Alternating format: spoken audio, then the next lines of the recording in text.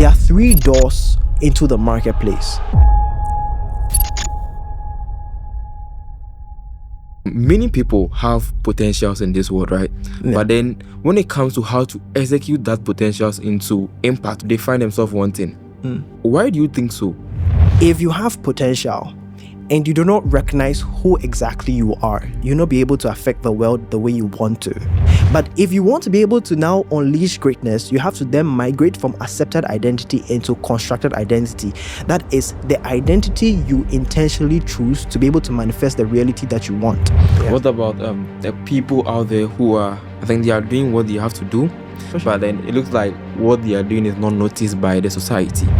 You see, let me help you understand this. You see, if you are overlooked, most of the time is number 1, it's either you are not competent enough, or number 2, you're not visible. Door number 1 is the door of favor. Door number 2 is the door of pity. Door number 3 is the door of competence. God is going to allow you to first build competence, and then He'll layer favor on top of the competence. That's when you begin to have a lot of speed. So first things first, God wants us to be competent. I had a meeting with our dean. I went into the room and then I was telling her that I don't know what I'm going to do after school, my life. Like, I felt so lost. She just told me one thing. She said, never leave anything to chance, always pray about things.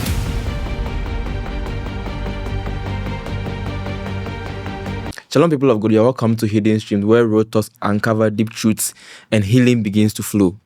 Today with us is a very powerful man of God, an award-winning public speaker, and a leadership specialist. Before I introduce him to you, I just want to ask you some few questions. Do you think you are at a point where nothing is working in your life? Are you feeling stagnant? Are you confused about how to translate your potentials into impact? Well, that's why Hidden Streams has come your way, to help navigate your path into growth, success, and purpose. I have with me the man of God, Paa Kwesi Folson. You're welcome to Hidden Stream Podcast. Thank you. This man of God, you're putting away. But I'll take it. All right. That's wonderful. So to just kickstart the nice to be here, by the way. All right. Thank you very much. Yeah. Thank you very much. And we are honored to have you on this podcast. To just start the conversation. Yeah. I just want you to introduce yourself to my audience. I know that you are well known. Everyone knows Paa Kwesi Folson. But just a little background of yourself to the audience, please. Yeah. So my name is Paa Kwesi Folson. I'm an award-winning public speaker. I run different companies. I'm an entrepreneur. I run, majorly what we do for now is that I run this company called Revolute Solutions Limited, and we basically churn out human capital and marketing solutions. And so with the human capital side, I go around empowering people, helping them to move from the realm of the mediocre to the realm of excellence. So from the realm of mediocrity to the realm of excellence. And so we go around empowering people as much as possible. I train companies, I train staff of companies. We do a lot of marketing solutions too as well. So that's that side of everything. But me as a person, I truly believe that I'm in this world to be able to help people to unleash their potential in different many ways.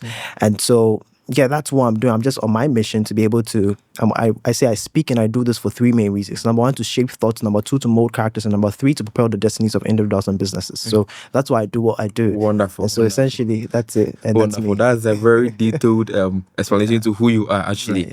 Yeah. So people of God, I think you know the person that we are going to interview here, or we are going to have this conversation with. Yeah. So let's just move forward, right? Right. Many people have potentials in this world, right? Yeah. But then when it comes to how to execute that potentials into impact or into making impact, they find themselves wanting. Why do you think so? Why do they find themselves wanting in trying to translate themselves into impact, trying to translate their potentials into impact? I don't know if my question is clear. Yeah, I mean, it's a very broad question. It's deep. There are so many reasons. There are so many reasons why so many people are not able to translate what potential into impact. So many different reasons. But you see, everybody has potential. Everybody has the potential to do everything and anything at every point in time. That's the thing. You see, potential is unused ability, or is ability that is largely untapped to a certain degree. And so essentially, everybody has potential to do anything. People have potential to be great. People have potential to be foolish. People have potential to be wise. So if you think you're wise, you still have the potential to be a fool. So as human beings, we are already beings of potential. So I believe your question is directed to being able to unleash your potential, as you said, to be able to make an impact. Yeah. And if that is so, there are so many different factors. The number one thing is identity. Most people, you see, if you have potential and you do not recognize who exactly you are, you'll not be able to affect the world the way you want to. So let me give you an example. If God changed your name to billionaire, and let's say your name is billionaire, but every time you're asking people for urgent 2K, you're asking people for money here and there, you are flat out broke, your bank account is empty, you might be looking wretched, all those kind of things. Your name is almost opposite to your life. Yeah. Exactly. That's what God did with Abraham. Exactly. So Abraham, he changed his name from Abraham to Abraham. Yeah, that's true. And so Abraham meant what? Father of many nations. Yeah. Meanwhile, he didn't even have a son. Yeah, that's he true. didn't even have a child. So his situation was opposite to who he was. So the thing that God had to do was that God had to first change his identity. So because in life, if God wants to work with you, he first changes your identity before he changes your reality. That's how it works. And so the whole thing is that when you're able to correct your identity, then your reality can be able to change. And that's how you're able to make impact. You need to be able to see yourself in a different light. And that's what the Bible is. Most people think the Bible is just a book to help people gain salvation. It's a book literally rewiring your identity. It says in Psalm 82 verse 6, you are a God. That is God telling you how you should see yourself, how you should be able to carry yourself. So those are the conversations. So once you're able to change your identity, or I won't say change, but once you're able to see who you really are, then you can be able to unleash that potential and make some impact. So let me say it this way. You see, the thing about identity is that identity is a very deep conversation. There are three different types of identity. There's what we call inherited identity, there's what we call accepted identity, and there's what we call constructed identity. So inherited identity is the identity that you've inherited from, for example, you are born into a family, your family has certain beliefs. In fact, most people don't, it will shock you that a lot of people don't really have beliefs. Your beliefs are inherited beliefs. The reason why most people sometimes are Christians is just because they were born into a Christian family. That's true. If you were born into a Muslim family, probably you're going to be a Muslim. So at the end of the day, most people don't even evaluate for themselves and say, why exactly am I, or why exactly do I choose to be Christian? So the whole thing is that we have a lot of beliefs that are inherited, a lot of thinkings, a lot of things that are operating in the subconscious mind that are inherited identities that literally control your life. In fact, identity is your operating system of your being. And so that inherited identity is what affects a lot of things. However, you can then move to what you call accepted identity. Accepted identity is the stage whereby all the things that they've been able to give to you, you now get into this questioning mode of trying to accept whether you are that person or not. So most people can call you shy, and then you say, oh, yeah, I'm a shy person. So that's the accepted stage. But if you want to be able to now unleash greatness, you have to then migrate from accepted identity into constructed identity. That is the identity you intentionally choose to be able to manifest the reality that you want. Let me say that again. That is the identity you intentionally choose to be able to manifest the reality that you want. The moment you begin to intentionally choose identities that are in alignment with the reality you want, you begin to manifest greatness on all different types of levels. So, Yeah. to guess whatever thing that you have spoken about, Yeah. your kind of identity kind of affects the kind of reality that you have. Yes. So, is your identity that impacts your reality? 1,000%. Basically. 1,000%. If, as I said, if God wants to work with you, He'll first change your identity before He changes your reality. But let's move Yeah. further into the conversation. For sure. Do you think there are people, right? They have an idea of who they are. Yes. They are identity conscious. But then sometimes when they want to execute certain plan or certain vision that they have, Yes. there's a blockage. Something like fear, something like lack of motivation, something like lack of funds or anything of that sort. We'll come to that. You see that the most people, that's the thing about life. It's like most people want to change their reality, but what I'm trying to tell you is this: all change starts from identity. Once you've changed your identity, there's nothing like I am conscious of an identity, and you. So there's something in psychology called self-consistency theory by Prescott. He's one big psychologist, and basically what he was trying to say is that the simple idea underscoring that theory is that people act naturally to who they believe they are. So there's supposed to be a congruence between your identity and your actions. And in fact, when you don't act like who you are, there's the psychological term that you experience, something called cognitive dissonance. Cognitive dissonance is simply the psychological phenomenon that you get this kind of mental discomfort when you act contradictory to your actions, when your beliefs contradicts your actions. So what I'm trying to say is that what I'm trying to say is that you can't be conscious of your identity and then have fear. Like you can't have this positive identity or identity of greatness and not manifest greatness. It's almost impossible. That becomes like identity crisis. Yes. Okay, like you're becoming someone else. So if you're experiencing some challenges, the first thing you need to check is how do I see myself? Inward. Yes. You need to be able to kind of look at that. It might seem like a very abstract concept, but that's how life is. Like you really need to be, I'm telling you, anybody that, so for example, you see, that's as I was saying with the self-consistency theory, whoever you believe you are, you act that way. So if you believe that, oh, I'm the kind of person who never misses the gym, if you believe that if you're that kind of person, or I'm the kind of person that never misses church, even if it's raining, you still find a way to be able to go to church, because you know that if you don't go to church, it threatens how you see yourself. It threatens your identity. And that's why some people miss it and they feel guilty. Exactly. Okay. That is cognitive dissonance right there. That's that discomfort. Nothing has happened, but it's just that mental discomfort of acting outside of your identity. Yeah. So the whole thing is that if you are great, you cannot act outside of trying to manifest greatness, because you know that, okay, if I'm great, I'm only supposed to be doing things that are supposed to end me up in greatness. If I'm not doing that, you start experiencing cognitive dissonance. So most of the time, if you are seeing somebody who has a reality that they have, it's just because first they've decided not to check their identity and they're trying to modify their reality, but they don't know the root cause. Identity is the cause, reality is the effect. It's as simple as that. The word cause comes from the Latin word known as causa. The word effect comes from the Latin word known as effectus.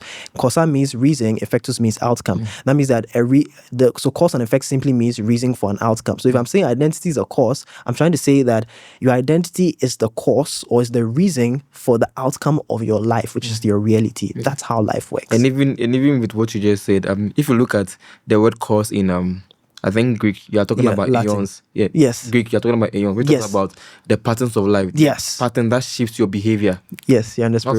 That's wonderful. Yeah. Right. So, I mean, your journey, right, took you from classroom to where you get into, right? With what you've got into. I think I want you to share some of your experience. What shaped you? Yeah. What, helped you to become who you are now? The Paa Kwesi Folson that we are looking at. Yeah. What were some of the things that you practically and intentionally put in your life to shape your identity and who you have become? Yeah.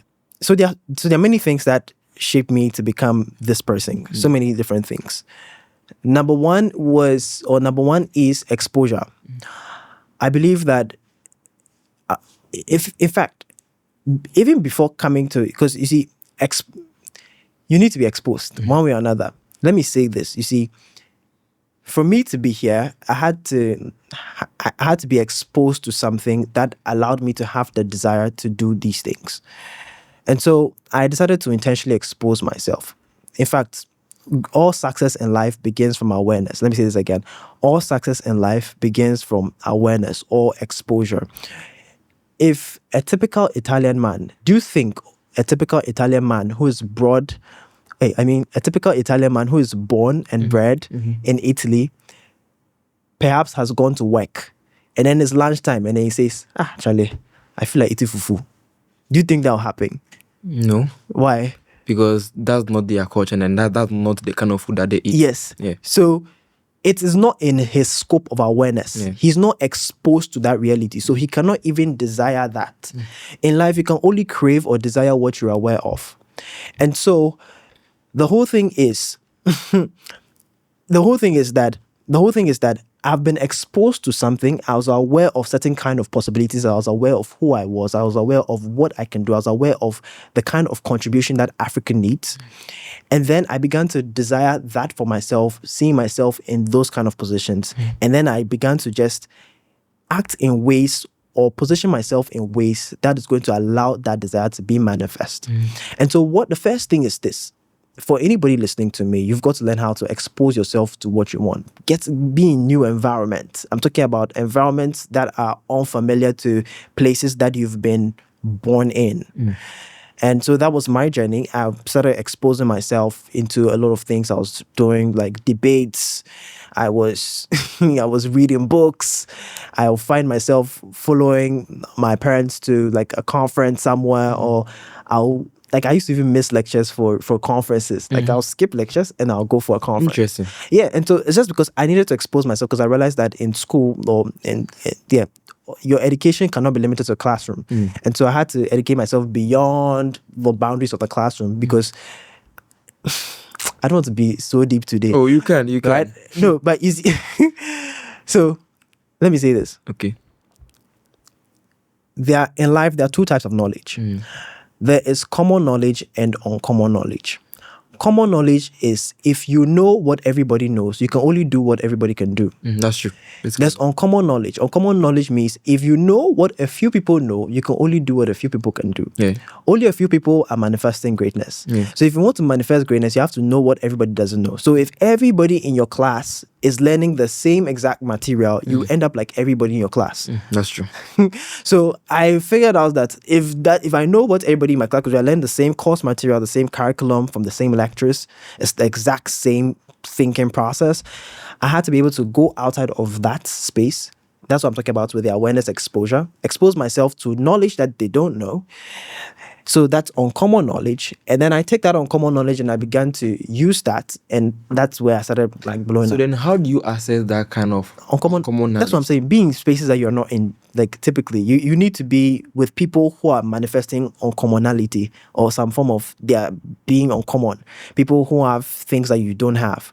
Young people who are doing things, doing projects. Once you are in those spaces, it will naturally rub off on you. And so I remember I went to a conference one time and started talking about personal branding. I was like, hey, what is this? Because I knew ahead of course we all know a brand, but I didn't know about personal branding, how that affected us, how that was the new wave. And I learn about personal branding. I go here about that. I start looking into that and how I can build my brand. And guess what? When I was in school, I was plotting on how to build my brand. And so I ended up building a brand in school. That took me further than I could. So then, if I understand the conversation to this point, then you are saying that the people out there who are in certain situations, right? I mean, nothing is moving on for them. I mean, they are stagnant in life. Knowledge. It's just because of who they are first. Yes, who they are. And the second thing is that they've not been exposed to things. And the third one? Yeah, so be exposed. And by exposed, I'm talking about be exposed to, so you can be exposed to different things. So exposed to new environments and new knowledge. These are the two main things I want you to be exposed to. New knowledge, and new environments. Yes. Okay. Let's talk about this. Okay. All right. You see, most of the time, I think we've put a point to a certain point, and I think I'm very happy about how you have done justice to the questions and everything. I love the conversation. Thank you very much. Yeah.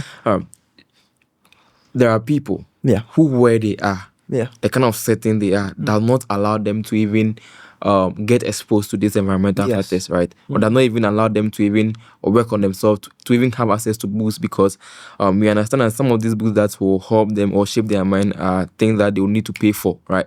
Or it's people, just the money to even buy data to come online it's even an issue for them. Even money to buy a phone or certain gadgets to learn certain things is an issue for them. How would you help such a person? You can't make excuses in life. Everybody has a reason to be able to not do something. Okay. I could have found a reason not to be here today. That's true. You could have found a reason not to even invite me today. That's true. You could have a reason not to start the podcast.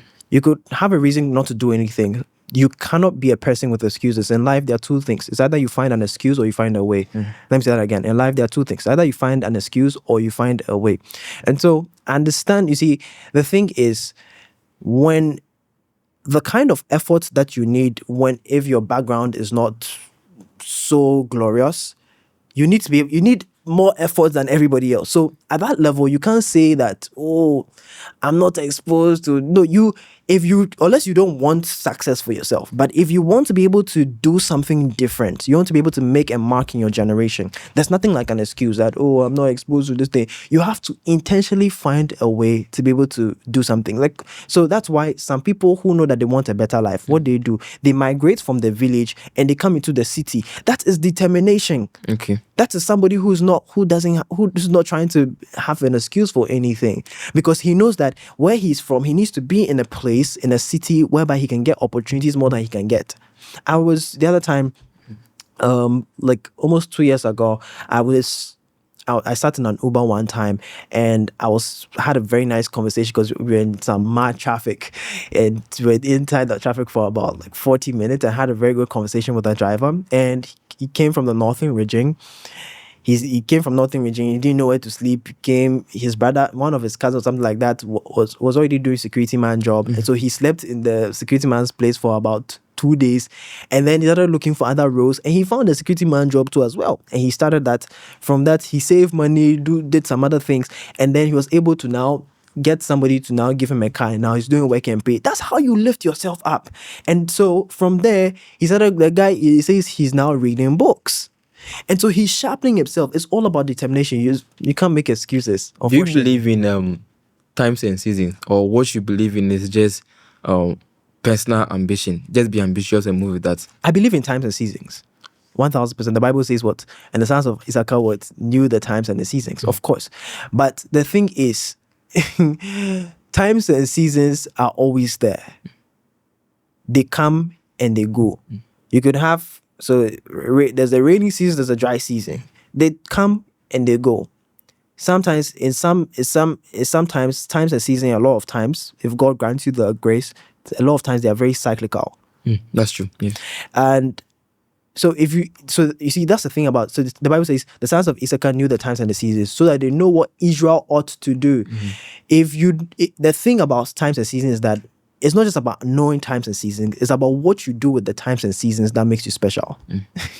Because if the sons of Issachar knew the times and seasons and they didn't know what Israel ought to do, then there was no point of knowing the times and seasons. Yeah. So but then I'm looking at it. So what I'm trying to say is that once you know your times and your season, and you know your own circumstance, you have to know what to do. You have to be able to determine what exactly is going to be the right path for the next destination, the next level of where you want to be. Okay. I don't know if... I think you've answered the question. Yes. Because I'm looking at the fact that, you see, there are people who know certain times, Yes, certain seasons to step into what they want to become. Yeah. Right.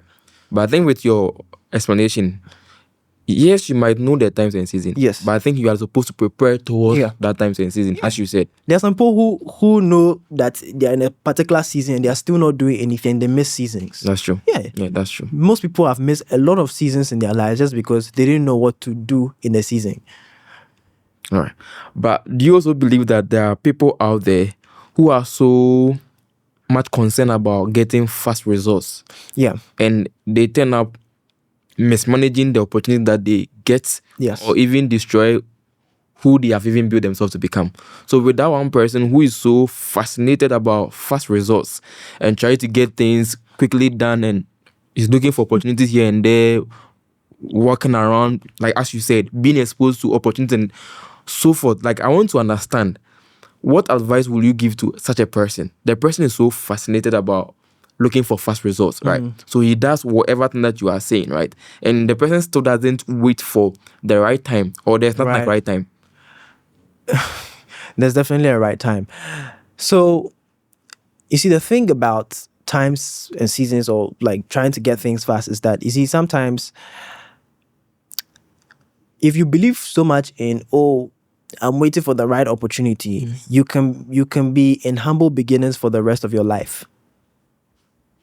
Okay. So, a lot of times, you see, so what exactly is right time? We should be able to define that, because typically it differs for different people. Yeah, that's true. With different backgrounds. If you're in school, it's time is your school season, fine. that you can be in school and wait until you're done and then you start attacking life. Because once you're done with school, pretty much like you're supposed to be attacking life heads on. People like Steve Jobs and Elon Musk, they decided to drop out of school and focus on everything. So I think the whole thing is, if you want results fast, you might end up crashing because you will not be strategic. That's the understanding. Exactly. So the understanding is that, you see, there are two types of effort. There's something called mere effort, something called strategic effort. You can have mere effort whereby you're just trying your hand or something and you might not be strategic. And so a lot of people are just, they want to get results fast and they're just going with mere effort. Exactly. But if you want to be able to achieve success, or you want to get your results within a given time frame, I want to put it this way. Let me put it this way. I want to put it this way. So the whole thing is that, number one, you don't know when you're going to die. Typically, no man knows his time. You determine how fast you want your result. But the thing is, if there's a particular time, let's say you say, I want to buy a house by 28 and you get 28, you've not bought the house, are you going to kill yourself or what? So the whole thing is that you should be able to, of course, set time lapses on of course yourself, because if you don't put time on certain things, you will not move with urgency. But if you get to that point, you shouldn't experience some form of dissatisfaction. So urgency is important. Yes, urgency is important, but you should be able to have conscious urgency. Conscious urgency is the understanding that even if I don't meet a certain thing, I shouldn't feel any form of dissatisfaction. Yeah, because people actually get frustrated. Yes, that's the thing about fast result. The thing about fast result, there's nothing wrong with wanting fast results. We are in a fast generation. People, if people didn't want things fast, we wouldn't have innovation like we have it today. That's true. If people didn't want to get cars faster instead of stand at a place waiting for a taxi, or people didn't want to get food faster, we won't have fast food restaurants. And so it's nothing wrong with wanting things fast. The thing is, if you want things fast and you get to that, and let's say it doesn't come at a certain time frame, and you all of a sudden you are so controlled by that time that it spoils your entire mood, you experience deep satisfaction that it slows down everything afterwards, then that's when it's a problem. But there's nothing wrong with wanting things fast, actually. So personally, have you ever been in a situation that you felt like, things weren't moving the way you wanted them to move, right? Life is full of that. Yeah, of course. So exactly, during those times or during those seasons, what were the things that you gave yourself to that helped calm your nerves, or maybe made you a bit stable, rethink and made another decision? I'm just the type of person that believes that if one thing is not working if one thing is not working, feel free to move on and try another thing. That's my thing. So I don't get, of course, even if things don't go as planned, I'm always thinking about the next thing that I can do almost immediately.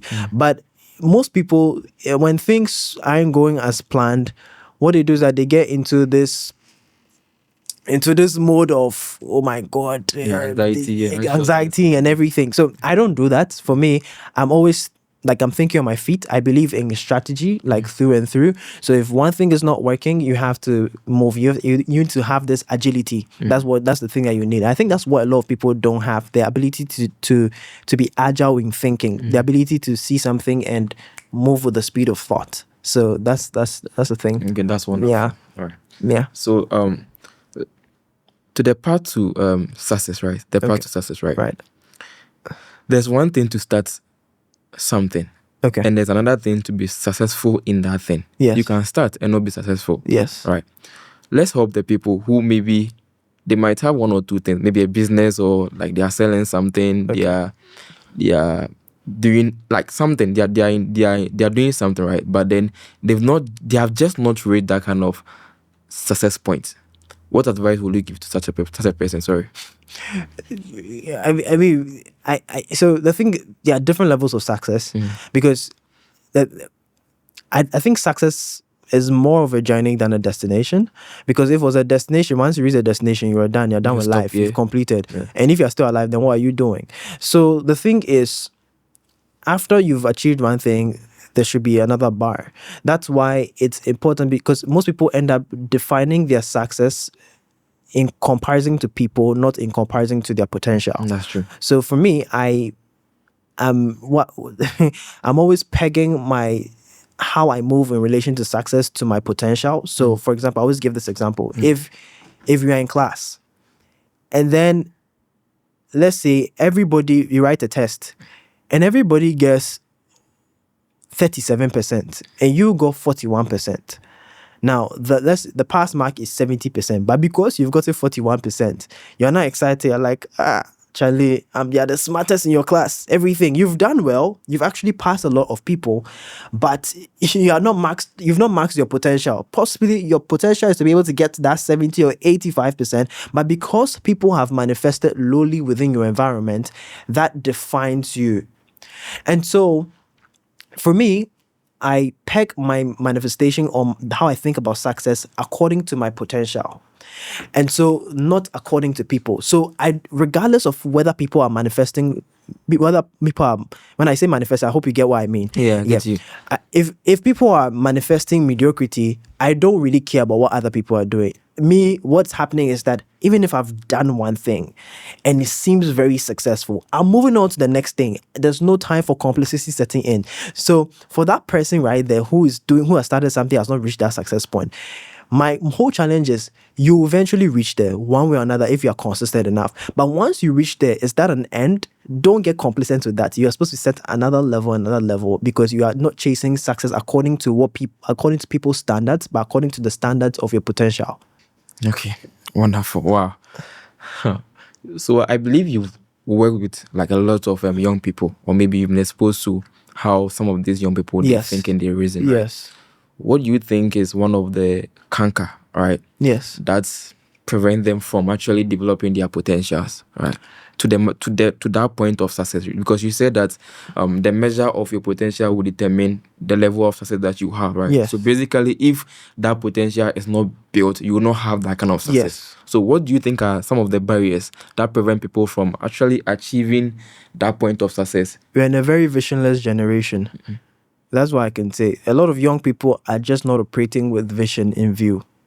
And there's a reason why in Joel 2 verse 28 it says, "In the last days I shall pour my spirit up on all flesh. Mm-hmm. My sons and daughters shall prophesy, the old men shall see dreams, and the young men shall see visions." Yes. There's a reason why young men see visions, because for older people or older men, according to the scripture, the reason why older men see dreams is that it takes less energy to dream than it takes more energy to have a vision. Because when you're dreaming, you're kind of in an unconscious state. But to have a vision, you don't necessarily have to be in that unconscious state. So it takes more energy. And so young people typically have more energy. And so that's why visions are more related to that. But it's not even really about your age. It's about spirit, by the way. Yeah. That's not a conversation for now. But what I'm essentially trying to say is that vision is so important. The thing about this generation is that it's a visionless generation. People they are thinking about what is happening today. What am I going to eat today? They're not thinking about tomorrow. They're not trying to think about next 5 years or next 10 years.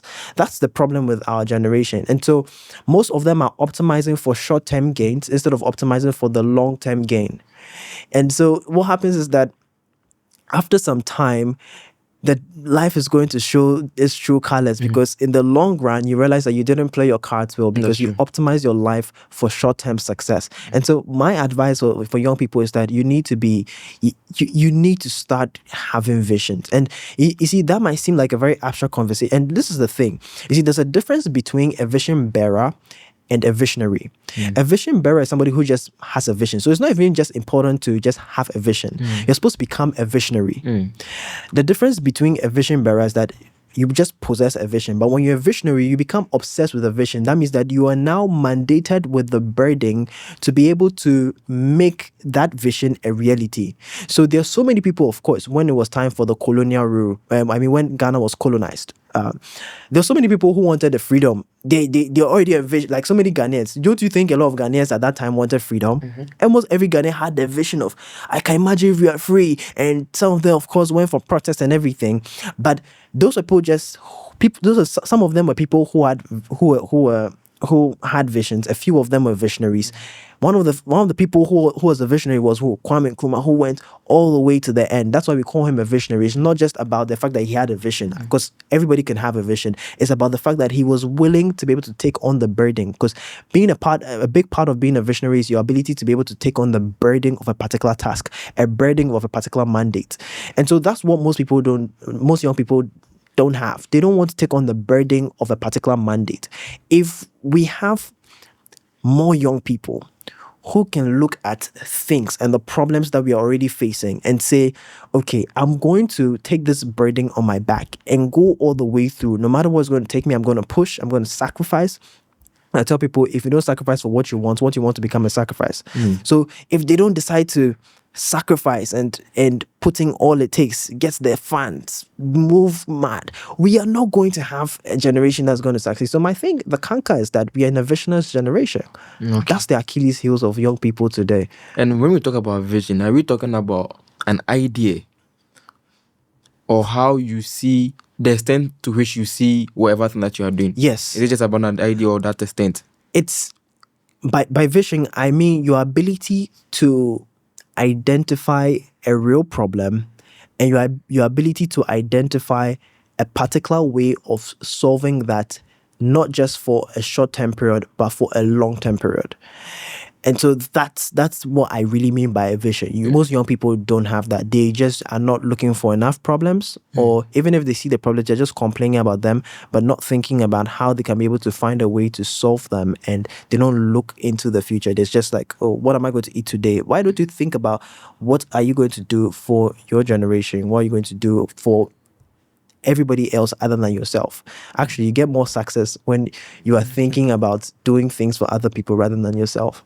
Do you think motivation is one of the things that, lack of motivation actually, is one of the things that prevents young people from actually growing their potentials and becoming who they No, are to be? I don't believe in motivation. That's why when people say I'm a motivation speaker, I just listen to you. But I don't believe in motivation. You don't believe in motivation? No, not that I don't believe in motivation. Of course, there's motivation, but I just don't believe that.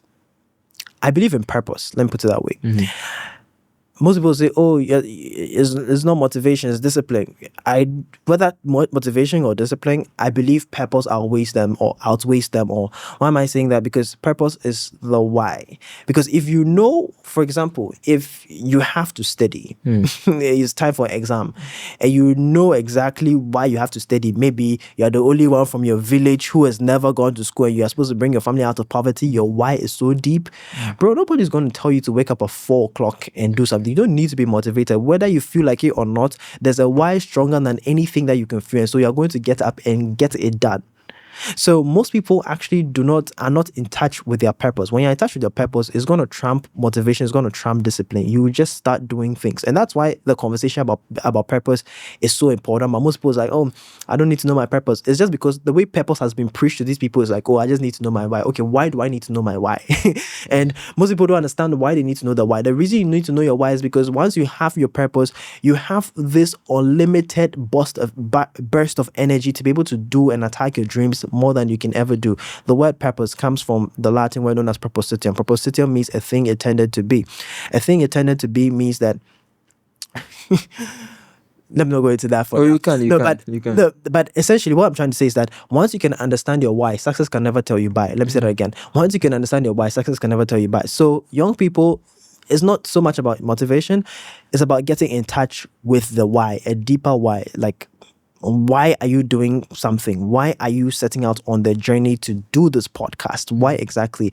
If you just are doing it for this and you don't know your why, if I ask you why you're doing it, you can't tell me explicitly why you can do it, then I don't know why you're doing it in the first place. So me, at the beginning, I told you, what am I doing? I'm doing this to be able to shape thoughts, mold characters, propel destinies. That's my deeper why. I even have deeper whys than that I don't even want to express on this call. But I mean, on this podcast. But essentially, you need to be able to be in touch with your purpose on a much deeper level. Let's talk about education, right? Yeah. If I say education, I'm not talking about just schooling. Okay. Education. Do you think education is one of the things that actually help people to come to that point of self-realization, understanding their identity, and also push themselves through impact? 1000%. Knowledge is always, because the goal of education is to be able to know things eventually and be able to be equipped with a certain type of knowledge that creates some form of impact for the world at large. And that's it. Coming. That's it. Do you believe in the educational system of Ghana and how You want to put me in trouble? I'm not putting you in trouble. I'm not putting you in trouble because Right. we are in an era where Yeah. people are chasing the degrees, people are chasing Yes. the masters, people are chasing the PhD, right? But then they finish school or they finish whatever thing that they were educated in, right? They come out and they come out empty, Yeah. right? They come out with nothing to give society, just the knowledge, Yeah. just what they've learned through books and Yeah. some of the research that they have done in their final year or something like Yeah. that. Do you understand? So if you believe in education, do you see that route as one of the important things in shaping someone's identity? I believe school is very important. I believe education is extremely needed for young people. 1000%. I believe, 100%, 99.9%. I believe that. And I believe everybody should go through the educational system of whatever nation they are in. There's a reason why the curriculum is there. There's a reason why they have ministers of education or people governing the educational system. The challenge is when you go through the educational system and you're doing it with the purpose of having credentials for the marketplace.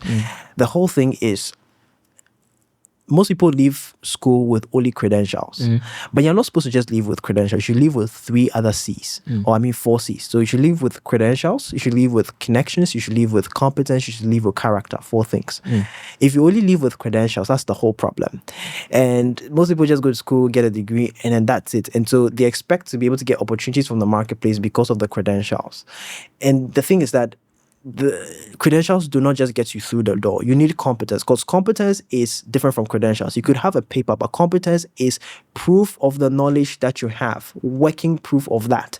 So, for example, I know a lot of things about marketing, but that's not my credentials alone possibly can get me something that is low level. But if it's my competence that's going to give me something that is higher, what do I mean? If I go to a company and say, listen, I took this company and I was able to help them to have so and so number of leads and this exploded their business, that's a different conversation. In fact, once you come with competence, your credentials don't even matter in that equation. And so I believe, of course, credentials takes you to a certain level, to a certain height, and it gives you the ability to at least have some bragging rights in some rooms. So I totally believe in that. What I think about Ghana's educational system is, it just has to be modified a bit for pragmatism.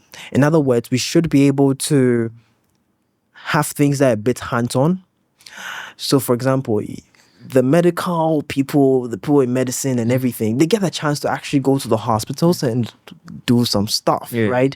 But it comes to somebody who is in business and you are only being taught about business and you are not being able to work or start your business or do something significant with regards to that. So that's the problem. It should be modeled for pragmatism. Yes, sir. Yeah. Don't you think the issue is not about the school, but then it's more about the individuals who are being schooled? Because the reason why we are talking about this practical aspect, they do help, but I believe we are comparing what we have to what other country have or something. I am thinking that if we are being given something, right, we should just make good use of what we are being given, because there are people who have passed through that educational system without those things and they were able to come out without competence, right? No, but you see, it's not just about that. It's about where we need to be as a nation.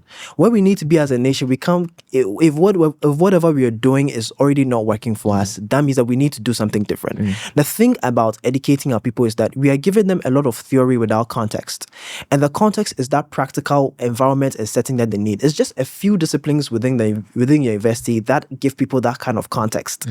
And that's what we need. We just need people to do that. It can't just be put on you that, oh, go and do internship, go and do this, go and do that. It's not everybody that gets some of those slots. It's not everybody who goes to school that does an internship. We should be able to have a system that, of course, within the curriculum, within a particular semester, there should be a place of, there should be a place of of practice in some way, shape, or form. And that's what assignments are actually supposed to achieve. But the thing is that assignments end up just becoming just this throwback of information that you just had in the class and everything, but it lacks the whole thing of practicals. Like we need people to be able to understand the environments they can be in and see how the theory relates in a particular context. Because most people cannot actually match the theory to a practical context. So they can't even establish the line between that to be able to then go into the real world and then do something. So a lot of people actually come out of school very confused. You don't really think that is an identity problem, not the structure problem? Oh, no, those things are definitely from the system. Okay. Those things are definitely from the system, and we need to change something about the system for sure. Because tell me why, like somebody saw me that time and it's like, did I go to Ashesi? I was like, no. It's like, but the way you do your things is like somebody, bro. Yeah, I understand. I understand what you're saying. It's that means that they kind of know that our system does not kind of allow people to be able to unleash themselves in certain ways. But when you go to a school like Ashesi, just like I like that school. I like what the owner is doing, the founder, and how they structure things allows people to then unleash their potential in many different ways. And so it's just modifying of the system. You made mention of connection, right? Yes. We are in a country, most settings, when you're about going for, let's say, university education, then tertiary education, basically, there are certain advice that your parents would actually sit you down and speak to you about.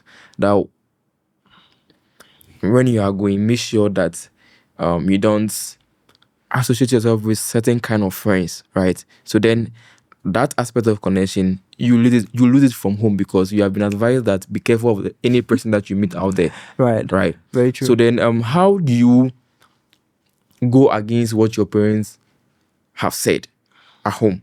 That whilst you are going to school, make sure that you don't connect with certain people because you know where you are coming from. Yeah. So then, right from home, you have been taught how not to even connect because they are constantly reminding you that, let's say you are from a place where money becomes an issue. You're not from a well-to-do family or something like that. Do you understand? So then they are basically telling you that don't go and even associate yourself with anyone so that you don't have any kind of problem, right? So what are you going to tell someone like that, someone in a situation like that? Yeah, for somebody like that, what I'll tell you is that your credentials can only take you to a particular destination. To be able to get to the next levels beyond what you can even imagine or control, that comes from other people. You cannot just do everything by yourself. You've got to know people. The thing about networking or connections is that it's not just about who you know, it's about who also knows you. So a lot of us, we already know Mahama, but does Mama know you? If he knows you, that's when the thing changes. So the thing is that you've got to really you've got to know people and you've got to let people also know you. If you come from a place like that, my whole thing is that and you see, the thing is that our parents have a reason why they give that advice. So the thing is, of course, we don't want you to be able to fall into bad company that allows you to now be this waste man to society. But we want you to be able to unleash yourself or become. I think every parent wants their child to be someone successful, somebody who's doing well, somebody that they can be proud of and say, oh, my son does this, my daughter does this. And so at the end of the day, the whole thing is, if you are able to have the intelligence to spot who is helpful to you and you're able to connect with those people, that's where you really thrive. So what I'm trying to say is that you need to be able to now spot people who are in line with where you want to be. Start connecting with those people because they know things that you don't know. The same way that you're learning from your parents. Everybody learns. You can't know everything yourself. I consider myself an autodidact to an extent whereby I'm self-taught in a lot of things. However, I still know that there are certain things that there are certain places. In fact, I don't even think I'll be in certain rooms if it was not because of certain people. That is 1000% for sure. And so that's how life works. So you just have to do that. It's not just about connecting with just anyone out there. No, you have to be strategic with who you connect with. You connect based on where you want to get to. Yes, you have to be based on purpose or something. Yes. I mean, there are different levels of connection. So there's like vertical connection, there's horizontal connection. So, of course, your friends, most people are only thinking about vertical connections, like, oh, who can I connect to the big man, not connect to the big man. But the whole thing is that a lot of times too, your friends also have a lot of things with them, and That's true. most people don't see that actually. It's just that the whole problem is you just got to find out the right friends who know what you know and connect with them. Yeah, for sure. That's what I can say. There's no much to say to somebody like that. You just have to make sure that they just see that connection is like the thing that's going to send them to like a higher level. And then Yeah. I think throughout the conversation, you made mention of one thing that really struck me, but I want us to revisit that part. The motivation and the discipline point of view, right? You see, we have seasons of preparation, we have seasons of process, right?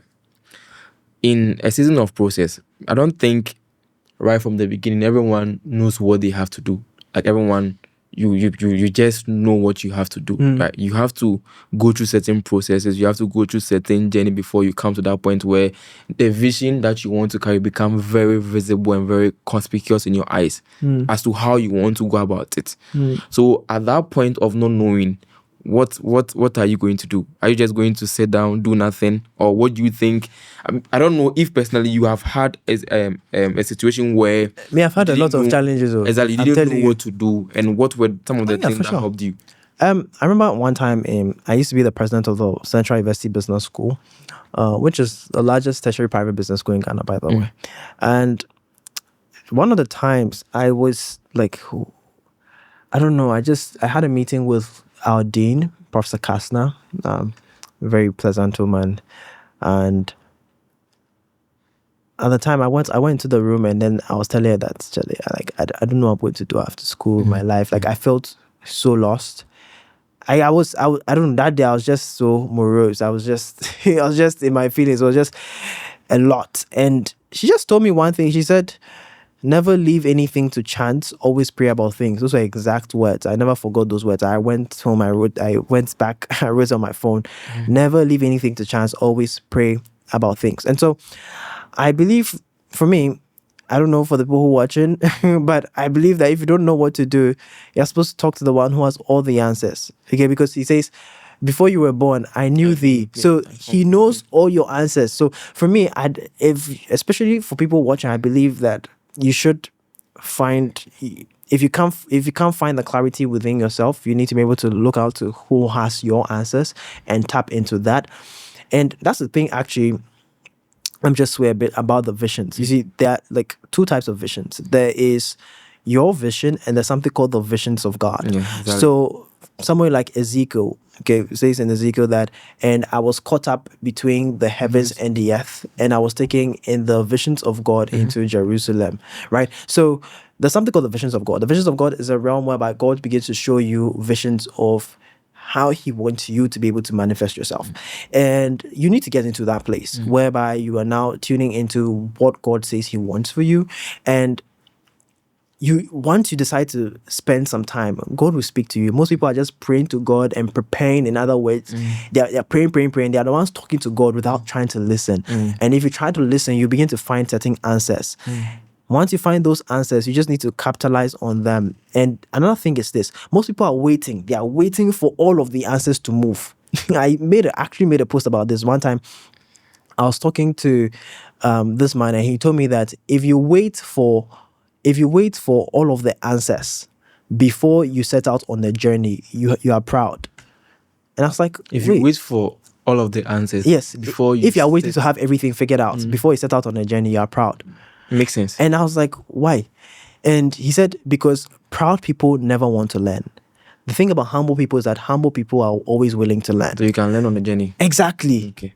You are in the spirit. You can. It's not even just learning on the journey. You are learning from the journey. That's true. Yeah, you can learn on the journey and from the journey. The journey can teach you a lot of things by itself. So don't wait to have everything figured out. You just have to step out. And once you step out, so clarity comes with motion. And so the more you begin to move, the more you begin to get clear on certain things. That's true. And so that's what I can say. Just first of all, at least you need to seek the face of God. I mean, get into the visions of God. I'm telling you, when those times when people used to ask people, what do you want to become when you grow up? Some people say, oh, I want to be a lawyer, doctor, footballer, whatever you want to say. And I'll say some of those things, but I knew deep within my heart, whenever I close my eyes, all I'll see is a bunch of people standing in front of me. And anytime that I prayed, I just saw people. Right? And so that was my first point. And then I began to, of course, then build up upon that. There are so many different things, actually, but there are ways by which you can get clarity. But as I'll say, clarity comes with motion. So once you can't wait for all the answers, just keep on moving and the answers will come to you naturally. Yeah. What about the people out there who are, I think they are doing what they have to do. They have something ongoing, right? But they feel overlooked, or let's say, should I say undervalued? I don't know Yeah. if that's a word. Yeah, for sure. But then it looks like what they are doing is not noticed by the society. Yeah. And they are not getting what they want to get from that, right? So Yeah. then they want to stop, or they feel trapped, they feel stagnant. What advice would you give some of those people? Number one, you should make sure that you are truly competent. Because you see, at the beginning of when I was starting, because you know I'm a full-time public speaker. At the beginning of the time when I was starting public speaking, I made a list of 100. One of my formulas was like, I look at the flyers of people, like events, and I'll write the names of the conveners and hosts down, and I'll connect to them and everything. And I send a message like, "Oh, I'm a speaker. I want to like your next program." Blah blah. Some of them will just open my message, not mind me. All of those kind of things, all of that kind of examples. Oh no, you don't want a young person. Some people told me all sorts of stuff, right? So at that point in time, and I really feel like I was gifted at what I did, because the things that I knew, that's still some of the things I'm sharing today. So I feel like, oh, I was like, I'm good at what I do. So why is it that? And I realized one time one of the people asked me, "So what do you speak about?" And I realized that I knew a lot, but I hadn't tailored what I knew for. Like I hadn't optimized what I was doing for the marketplace. I began to really study people. I realized that I wasn't at the competence level where I needed to be. You see, let me help you understand this. You see, if you are overlooked, most of the time is number one, it's either you are not competent enough, or number two, you're not visible. Two things. But the thing mostly is about the thing about competence, especially Christians. So you see, let me help you understand this. There are 3 doors into the marketplace. Door number 1 is the door of favor. Door number 2 is the door of pity. Door number 3 is the door of competence. Favor is, for some reason, I can't explain it. I can't put a finger on it, but I like you for some reason. And because I like you for some reason, I want to be able to give you this opportunity. Pity is, for example, if you want money, you say, "Oh, I'm suffering," blah, blah, blah, and you are talking, that is pity. So, for example, like Jesus healed somebody because it says he was moved with pity and he healed somebody. So he got a blessing that way. So you can get opportunities in the marketplace. You can get a job. You can get a client through pity. You'll be emotionally appealing to them. And then you can get another one through competence. Now, this is the thing. And I just want to talk about this briefly. So Esther chapter 2. Most people say, "Oh, I want favor like Esther," because Christians are so conditioned to always want favor.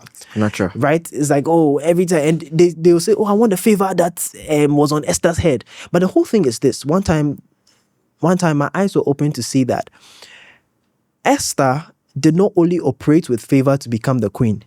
Esther operated with competence. How do I know? Because you see, what is competence? Competence is your ability to meet the requisite standards of, you're able to meet the standards of a particular thing. So, what were the standards that the king gave for a queen? He said he gave 3 things. He said you must be beautiful, you must be young, and you must be a virgin. That is the criteria. So, even if Esther had all the favor and she didn't meet this criteria, she was not going to be queen. In fact, even if she was beautiful and she was a virgin, but she was not young, she was not going to be the queen. That's true. If she was young, she was a virgin, she was not beautiful, she was not going to be the queen. If she was beautiful and she was young and she was not a virgin, she was not going to be the queen. It's not. So what happened is that for God to be able to give you speed so that you are not overlooked in the marketplace, what happens is this, and especially for people who are in the kingdom, God is going to allow you to first build competence, and then He will layer favor on top of the competence. That's when you begin to have a lot of speed. So first things first, God wants us to be competent. There are a lot of entitled Christians who want favor to be able to get opportunities in places, and they are just entitled. and they are not competent. So they want to be given opportunities, but they are not competent. So if somebody's overlooked, first check your competence level. Look at the thing that you want, the kind of results that you want. Am I competent enough to be a high player in this space? Do I have everything that it takes? Because actually, like, you see some people say, oh, I'm good at graphic. Some people come to, you want to work in our company, and okay, fine, let's see your graphic design, and their thing doesn't, and you want opportunities. How? Because you're not matching the standard that you need. So competence. So first thing is competence. Number two thing is that most people are, even if you're competent, you're not visible enough. So you're supposed to show your work enough times, get people to know about you and what you do, get them to know that you're amazing and you know what you are doing. I'm telling you, like, you have to be able to do that work of being the voice of your own brand. Yeah, that's what I can say. So if you're overlooked, check your competence level, check your visibility level, or check the standards of your industry and see the whole thing. So in fact, let me just say this. So even if you're overlooked, there are three things, three B's. Beliefs, bureaucracy, barriers of entry, three B's. Usually the barriers of entry stops a lot of people, because it's all the thing about the competence and the standards of a particular thing. Like, look at the standards. When I wanted to still breaking, I realized that, like, all the speakers, like a bunch of them, it's not just about what they knew. They all had like a lot of followers. They had some things. I spotted a few things, and I realized, oh snap, if I probably get that, I'll do it. So I started building a brand on LinkedIn. I built a brand on LinkedIn, and the doors started opening. It's just that, so it's like you can know your stuff, but once you begin to intentionally just understand what opens doors in a particular industry, you can always penetrate, and you will never be overlooked in your life. So really get good at something. Really get good. Make noise about it, and try to be strategic by analyzing the standards of an industry and then penetrate it. You spoke about visibility, right? Yes.